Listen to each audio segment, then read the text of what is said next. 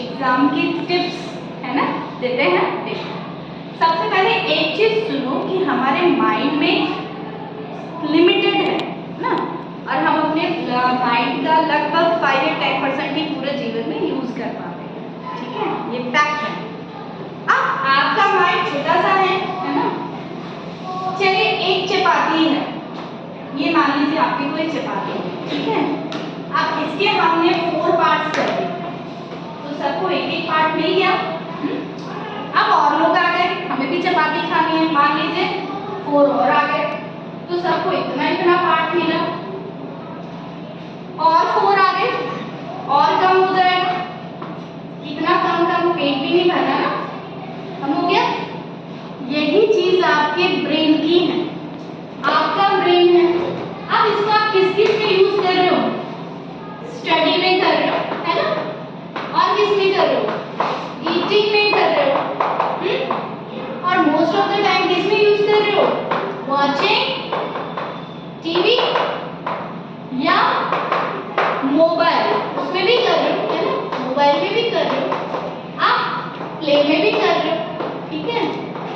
Gossips में भी कर रहे हो, गॉसिप्स में, गॉसिप्स मतलब बातों में भी कर रहे हो ना, सब चीजों में टाइम वेस्ट कर रहे हो। अब ब्रेन कितना है?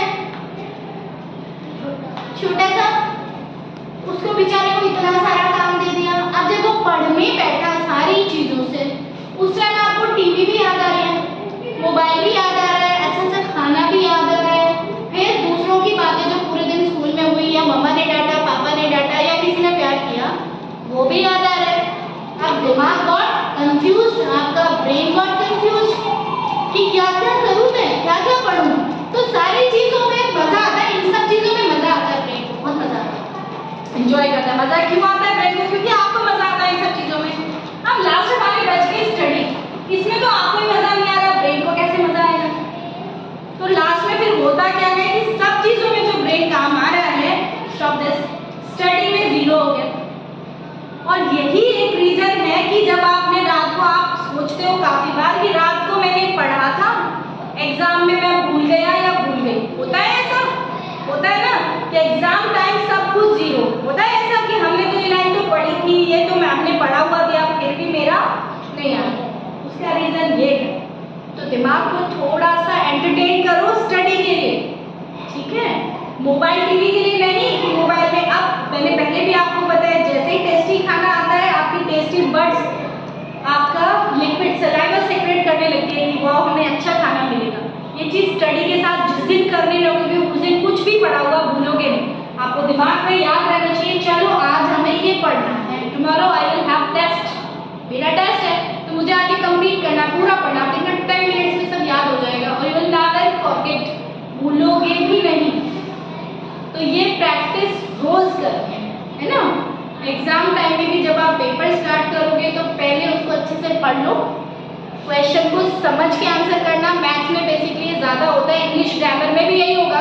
क्वेश्चन को समझो, कौन सी वर्ब लगानी है, सब्जेक्ट क्या है, उसके अकॉर्डिंग जो आज क्वेश्चन में पूछा गया है, whatever asked in the question, आपको उसके अकॉर्डिंग आंसर करना है। इन मैथ्स ऑल्सो, मैथ्स में भी छोटी छोटी चीजों में आप कंफ्यूज हो जाते हो, एडिशन है, सब्ट्रैक्शन है, मल्टीप्लिकेशन है, डिवीजन है, इससे पूरा क्वेश्चन रॉन्ग हो गया है ना। तो ये सारी चीजें समझ के अपने ब्रेन को एंटरटेन किसके लिए करना है बेटा? स्टडी के लिए करना है, नेवर फॉरगेट दिस। अब वो स्टडी कुछ भी हो सकती है, आपकी सब्जेक्ट वाली भी हो सकती है ना। 2 चीजों के लिए एंटरटेन करो। प्ले, प्ले इसमें रह गया था, प्ले है ना, रियाज प्ले करता है ना, प्ले के लिए भी एंटरटेन करो। लेकिन ये प्ले का मतलब आउटडोर गेम है, इंडोर गेम नहीं है।